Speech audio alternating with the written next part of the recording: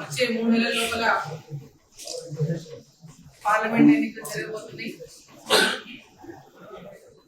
మరి ఎన్నికల నేపథ్యంలో రాబోతున్న నేపథ్యంలో ఎన్నికల కోసం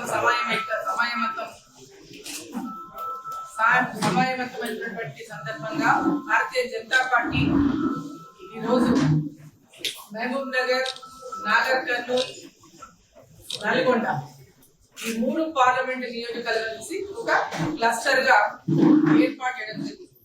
అదేవిధంగా రాష్ట్రంలో 5 క్లస్టర్లు, తెలంగాణ రాష్ట్రంలో. సో 5 క్లస్టర్లలో ఇదొక క్లస్టర్ లో ఈ 3 నియోజకవర్గాలు ఉంటాయి. సో క్లస్టర్ల వారీగా ఈరోజు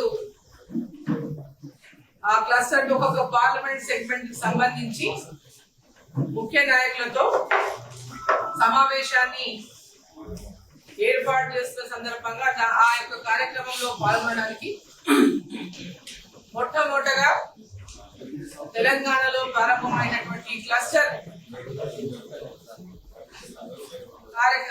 మీటింగ్ కి ముఖ్య అతిథిగా అమిత్ షా గారు పాల్గొనబోతున్నారు. మహబూబ్ నగర్ నుంచే దీన్ని ప్రారంభం చేయబోతున్నారు. సో తెలంగాణ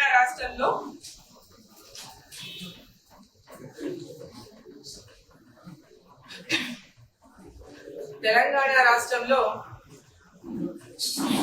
భారతీయ జనతా పార్టీ రేపు రాబోయేటటువంటి పార్లమెంట్ ఎన్నికలలో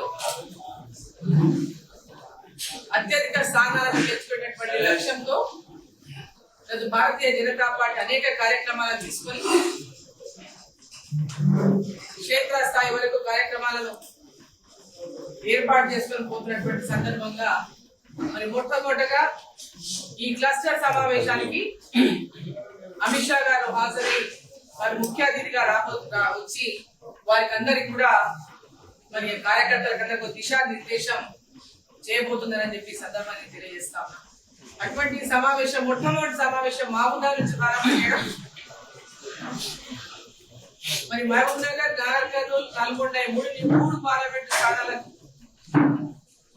క్లస్టర్ అంటే 3 పార్లమెంట్ కలిసి ఒక క్లస్టర్ కాబట్టి వారిని ఈ 3 పార్లమెంట్లే కాకుండా ఇంకా వేరే క్లస్టర్లలో పాల్గొనబోతున్నాం.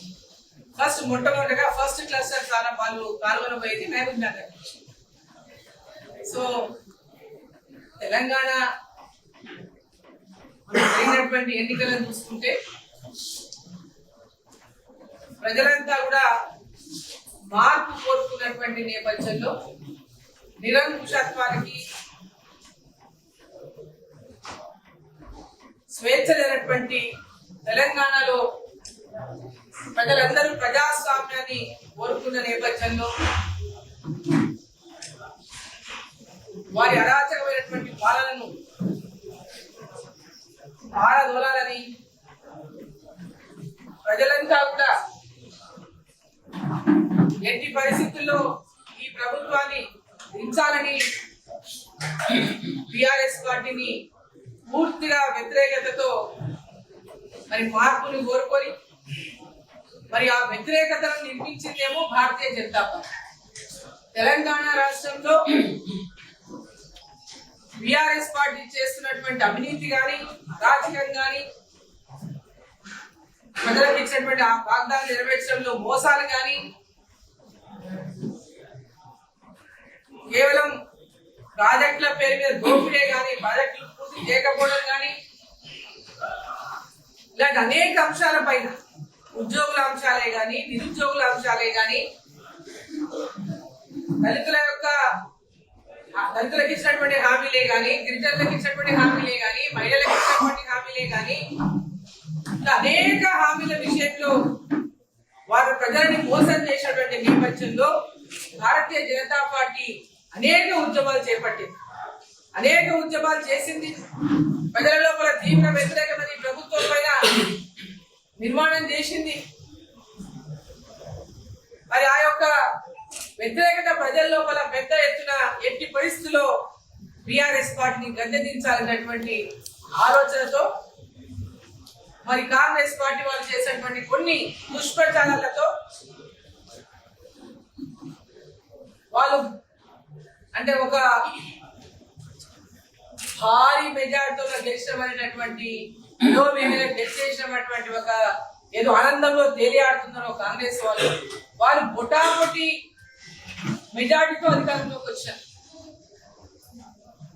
బొటాబొటి స్థానాలు